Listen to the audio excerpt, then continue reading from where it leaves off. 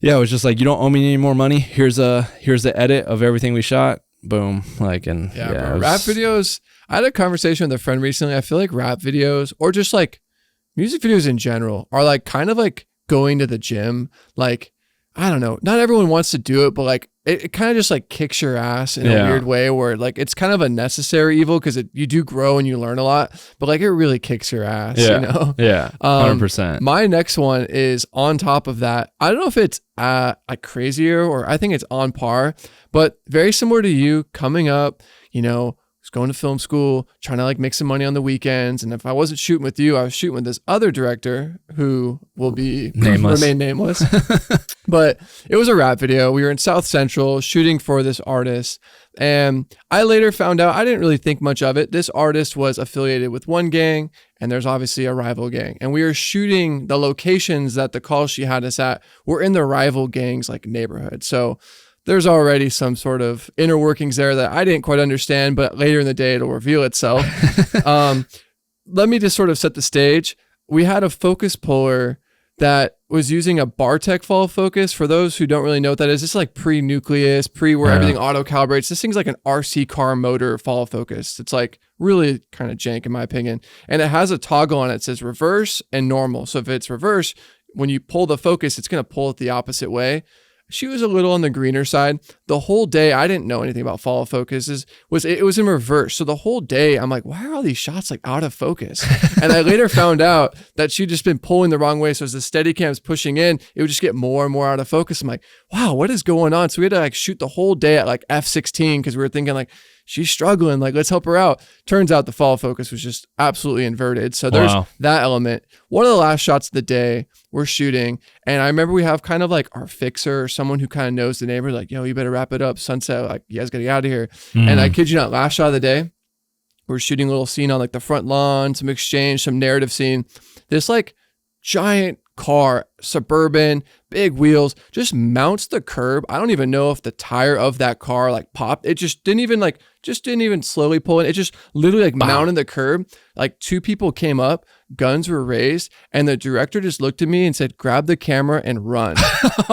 And I'm like, just holding my red. I'm like thinking to myself, like everything at this moment, I'm just thinking if this was a movie, this would be like 120 frames. And like, you know, like, I don't know, like angelic music would be playing. And I'm just like, what am I doing with my life? But like, it was definitely one of those moments where like driving home, like got my check on the day, $500. I'm like, was all that like worth it? Like I definitely had like a coming to Jesus moment. Like, what am I doing? What's that song that's like, oh, da, da, da, yeah, that's like in some Lord of the Rings, like, I don't know, maybe it's like that, like angelic. I don't know. I just picture that song and just poof.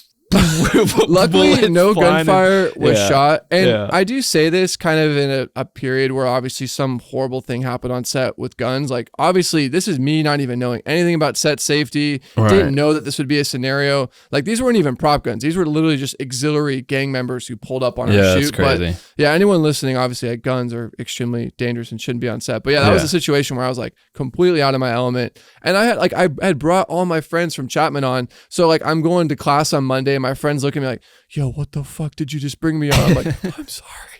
Yeah. But that was pretty, I feel like we both had like a rap video gone wrong. So. Yeah. Yeah. No, that's like a pretty, that one's a little more intense than mine. Yeah. But no, it was just like I mean, it ended up, we were all fine. We just had to like leave immediately. And like, yeah. So. Oh, going back to, I got another one for you. Then you were on this one. I know you remember this. We laughed about it for so long. Speaking of Mark Battles and videos with him. Yeah. Do you remember the video we did with him and Wale?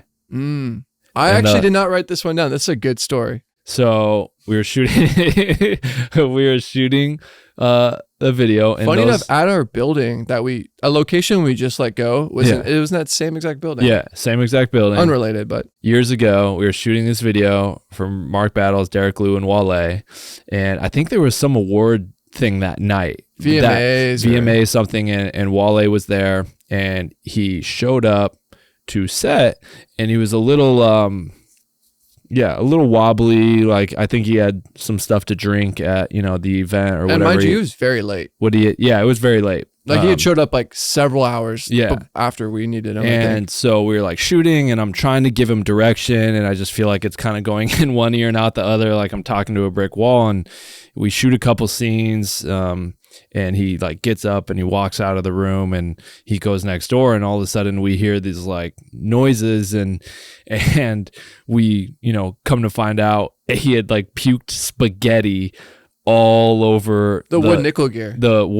gear, and because we had a room next door that was like our gear room store, like where we were like staging stuff. Were covered in like the stingers were covered in Wale spaghetti vomit, and that was rough, dude. That was a crazy. And he didn't like know any of his lyrics. Sometimes as like a featured artist, especially if it's like a small duo or rapper and they got a huge feature, usually the guy coming on that do the feature wrote the feature in 10 minutes and like did not remember it. And I kid you not, I remember you're like, yo, like we just got to shoot in 48 and have him just like vibe out because he just did not know any of his lyrics. That video came out eventually, right? Yeah, the video came out. It's actually a clean little video. No, we set up like a little I was just trying to find out. So if you guys want to watch it,